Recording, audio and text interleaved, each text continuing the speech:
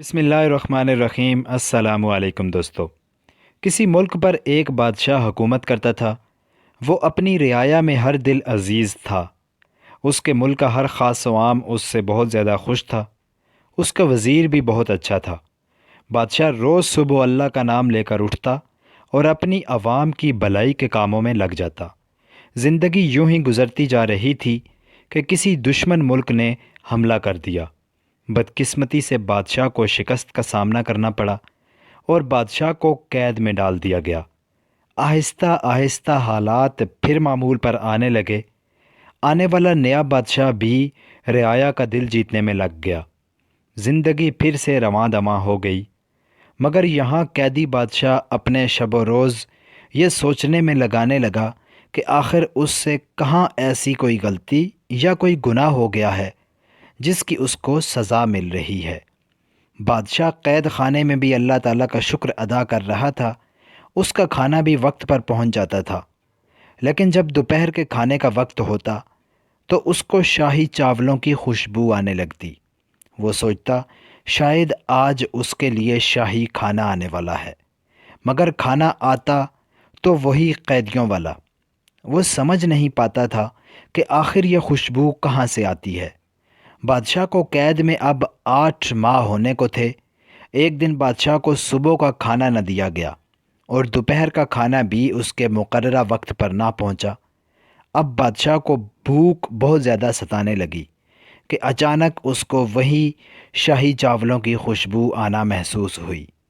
اس نے اپنے قید خانے میں موجود روشن دان سے آواز لگائی کہ اگر کوئی اللہ تعالیٰ کا نیک بندہ اس طرف ہے تو مجھ کو کھانے کو کچھ دے دے، میں بھوکا ہوں۔ قید خانے کے باہر ایک آدمی تھا۔ اس نے کپڑے کے اندر کچھ کھانا باندھ کر روشن دان سے اندر پھینکا۔ جب بادشاہ نے کپڑا کھولا تو اس کو تعجب ہوا کہ یہ تو وہی شاہی چاول ہیں جس کی خوشبو روز اس کو آتی تھی۔ بادشاہ نے فوراً پوچھا کہ آپ کون ہیں میاں؟ دیوار کے اس پار سے آواز آئی کہ میں ایک فقیر ہوں اور روز بھیک مانگنے کے لیے یہیں بیٹھتا ہوں۔ یہ سن کر بادشاہ کو مزید حیرانگی ہوئی، کیونکہ شاہی چاول ایک فقیر کے پاس کیوں کر اور کیسے ہو سکتے ہیں؟ بادشاہ نے اپنے سوال کو فقیر کے سامنے رکھا۔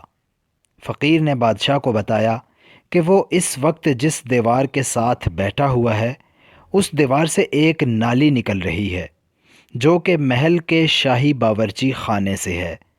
وہ روز صبح جب یہاں آتا ہے تو وہ اس نالی کے آگے ایک کپڑا باندھ دیتا ہے، جس کی وجہ سے بہہ کر آنے والا کھانا اور چاول اس کپڑے میں رہ جاتے ہیں اور پانی آگے چلا جاتا ہے۔ پھر وہ اس کھانے کو گھر لے جاتا ہے اور اس سے چاول الگ کر کے ان کو اچھی طرح سے دھو کر سکھا کر جمع کر لیتا ہے، اور اسی طرح سے اس نے کافی چاول جمع کر رکھے ہیں۔ مگر اب وہ یہ کھانا اور جمع نہیں کر پا رہا، کیونکہ یہ کھانا تو اس نے پہلے حکمران کی حکومت میں جمع کیا تھا۔ اس فقیر نے نہایت افسوس کے ساتھ بتایا کہ شاید اب کا بادشاہ اپنے ملازمین کو کھانا پھینکنے نہیں دیتا ہوگا۔ یہ سنتے ہی بادشاہ سمجھ گیا کہ آخر اس کو کس گناہ کی سزا ملی ہے۔ فقیر جب اپنی بات کہہ چکا تو اس نے بادشاہ سے پوچھا کہ وہ کون ہے اور قید خانے میں کیوں کر قید ہے۔ بادشاہ نے اشک بار ہو کر اس کا جواب دیا کہ وہ ایک بد نصیب بادشاہ ہے اور وہ اس وقت اپنے اللہ تعالیٰ کی نعمت کو ضائع کرنے کی سزا کاٹ رہا ہے۔ دوستو، اللہ تعالیٰ کی نعمت صرف اناج ہی نہیں بلکہ ہر وہ چیز ہے جس کے استعمال سے ہم کو زندگی میں سکون فراہم ہوتا ہے۔ اللہ تعالیٰ ہم سب کو اچھے کام کرنے اور برے کاموں سے بچنے کی توفیق عطا فرمائے۔ آج کے اس پیغام کے ساتھ اتنا ہی، پھر ملتے ہیں کسی نئی ویڈیو میں کسی نئی ٹاپک کے ساتھ۔ تب تک کے لیے اجازت دیجیے، اللہ حافظ۔